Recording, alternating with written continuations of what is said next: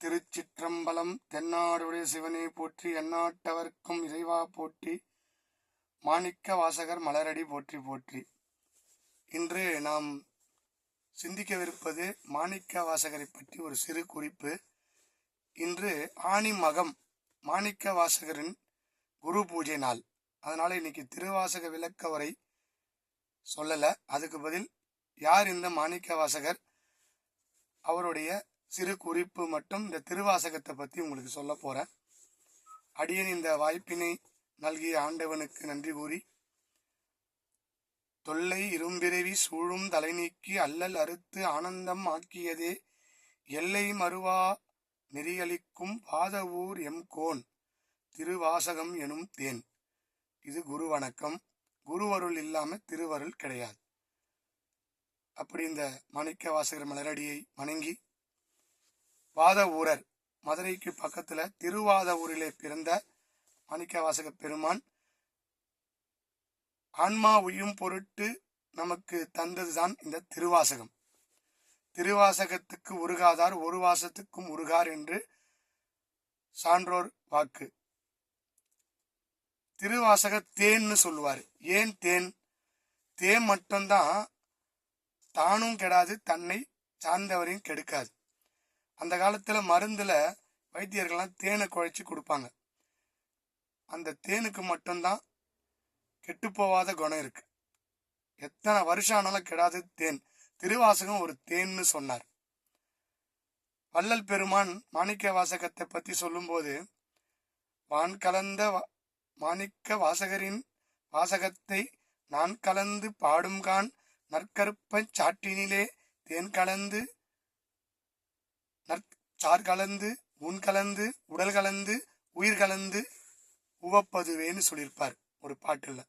அப்படி இந்த திருவாசகத்தை வள்ளல் பெருமான் சொல்லும் போது, நற்கருப்பஞ்சாற்று, கருப்பஞ்சாற்றுனா கரும்பு சாறு, அதுவே சுவைனா அதுல தேனை கலந்தா எப்படி இருக்குமோ அப்படி இருந்துதான் இந்த திருவாசகம். அதை படிச்சதாலதான் அம்மாவும் அக்காவும் வற்புறுத்தி திருமணம் பண்ணும்போது முதல் நாள் மனைவி காலில் விழுந்துட்டு, தயவு செய்து என்னை மன்னிச்சுக்குமா, எனக்கு இல்லற வாழ்க்கை வேண்டான்னு திருவாசகத்தை கையில கொடுத்துட்டு போயிட்டார். ஜோதியா மறைஞ்சவங்க 2 பேர். ஒன்று வள்ளல் பெருமான், அதற்கு முன்னாடியே வளைஞ்சவர் அந்த மறைந்தவர் மாணிக்க வாசக பெருமான்.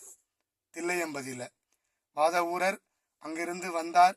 அமைச்சரா அரிமர்த்தன பாண்டியங்கிட்ட அமைச்சரா பதவி வகித்தவர். ஆனா அந்த அமைச்சர் பதவியை தூக்கி எறிஞ்சிட்டு இறைவன் மீது உள்ள அன்பால் நேர கிளம்பி, இவரை முதல்ல அரசர் என்ன சொன்னார், குதிரையை வாங்கினவர் சொல்லி அமிச்சார். பெரிய ஸ்டோரி.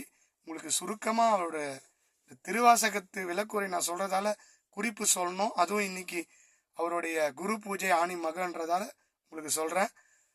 12,000 பொற்காசை கொடுத்து அவரை குதிரை வாங்க சொன்னா, அவர் போய் அந்த பணத்தை வச்சு அசிரியர் குரல் கேட்டுது, தில்லைக்கு வான்னு. அதை கேட்டுட்டு அப்படியே போனவர் அங்கிருந்து ஆவுடையார் கோயில், திருப்பெருந்துறைன்னு சொல்ற புதுக்கோட்டை மாவட்ட அறந்தாங்கி பக்கத்துல உள்ள ஆலயம் ஒரு எழுப்பியிருக்கிறார். திருப்பெருந்துறை அற்புதமான ஆலயம்.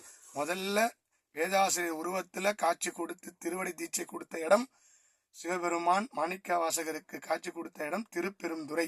2வது உத்தரகோசமங்கை, 3வது திருவண்ணாமலை. 3 இடத்துல அவர் காட்சி கொடுத்தார். அதன் பிறகுதான் நமக்கு திருவாசகம் வந்தது. எல்லா இடத்துலையும் பாட்டு எழுதியிருக்கார். சிவபுராணத்துல ஆரம்பிச்சு அச்சோப்பதிகம் வரை 51 பதிகம் எழுதியிருக்கார்.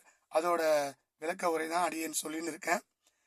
இப்படி இந்த குதிரையை வாங்காம அந்த பணத்தை வச்சு இவர் கோயில் கட்டின இடம் திருப்பெருந்துறை. வரலாறு ரொம்ப பெருசு. இந்த இறைவனடி சேர்ந்த அடியார்களிலே முக்கியமானவர் மாணிக்க வாசகர். சமயக்குறவர்கள் நால்வழியிலே ஒருவர். அவருடைய குரு பூஜையின் இன்று அந்த நன்னாளிலே அவருடைய ஆசீர்வாதத்தோடு, இறைவன் குருவருள் இல்லாமல் திருவருள் இல்லை. அதனால் அவர் குருவடியை போற்றி இந்த தொண்டினை தொடர்ந்து அடியேன் வழங்கிட ஆண்டவனை வேண்டிக் கொள்கிறேன். சிவா. திருச்சிற்றம்பலம்.